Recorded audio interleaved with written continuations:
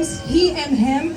Joseph joined the Navy at 18 but was discharged under Don't Ask, Don't Tell. While he fought for repeal, he graduated from USD and USF Law School. Following the repeal of Don't Ask, Don't Tell, he returned to the service, earning his commission as a Marine Corps officer. And he continues to serve this day as in the rank of Captain in Reserves. So welcome, Joseph.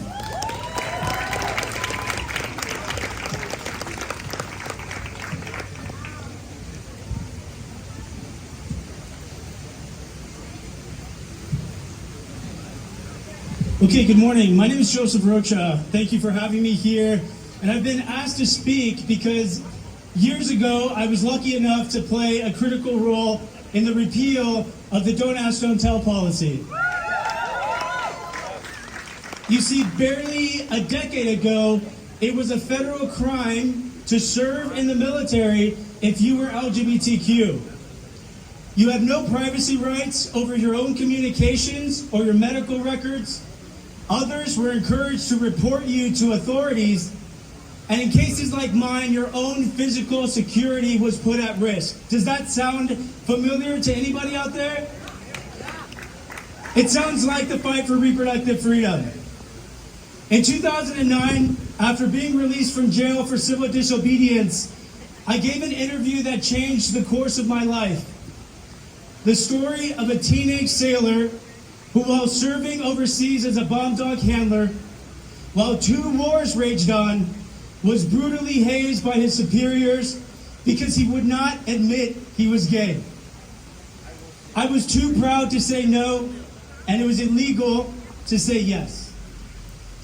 This story captured the nation, laying the ground for one of the greatest honors of my life, to testify in the federal court challenge that would ultimately rule Don't Ask, Don't Tell unconstitutional.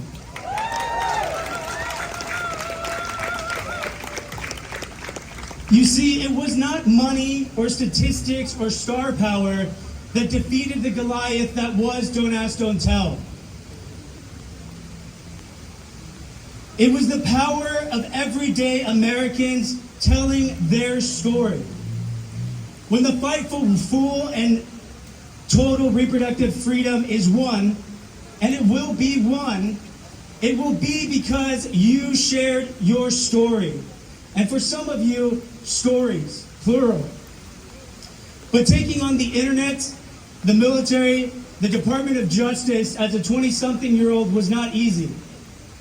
If I could go back in time, and if I could share one thing with that young veteran, it would be that your trauma is worthy.